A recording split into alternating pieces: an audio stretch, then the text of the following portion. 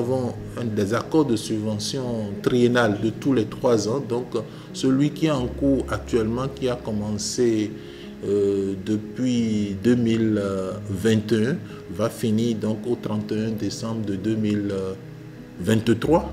Et donc, il fallait également refaire un nouvel accord, réécrire une nouvelle demande de financement et surtout évaluer ce qui a été fait. Et je pense que dans ce cadre-là également, le projet EPIC était venu et nous a aidé à mobiliser des consultants autour de nous.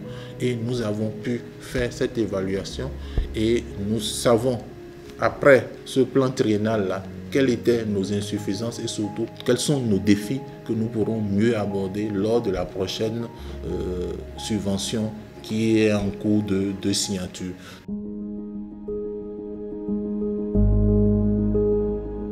Ce programme devait disposer d'un plan de communication bien élaboré, mais je vous avoue que depuis fort longtemps, nous n'en disposons pas. Et c'est grâce au projet EPIC que nous avons pu mobiliser une assistance technique qui nous a aidé à développer un plan de communication. Et le programme peut aujourd'hui se vanter de disposer d'un plan de communication. Beaucoup d'éléments ont été développés dans ce document, que d'ailleurs nous avons déjà capitalisé, que nous avons intégré dans la subvention du Fonds mondial à venir pour le cycle 2024-2026.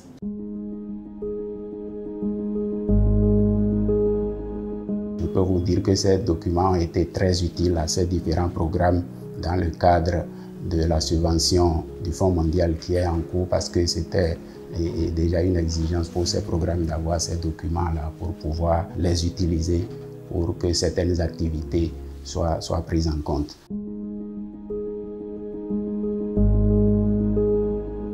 Grâce au financement du projet EPIC, on a pu développer à travers une assistance technique un document de stratégie différenciée pour le dépistage du VIH et de la tuberculose. Vous savez, les deux maladies vont souvent ensemble. Parfois, des gens disent que c'est la tuberculose qui tue les porteurs du VIH.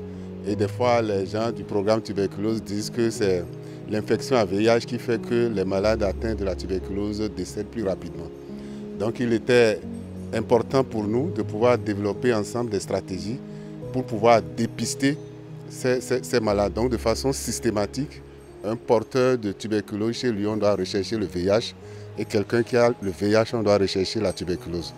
Donc, grâce à EPIC, on a pu développer ce document qui nous a donné les stratégies différenciées pour pouvoir dépister facilement ces maladies, même en cas de catastrophe, en cas d'épidémie, comme par exemple l'épidémie de la COVID-19.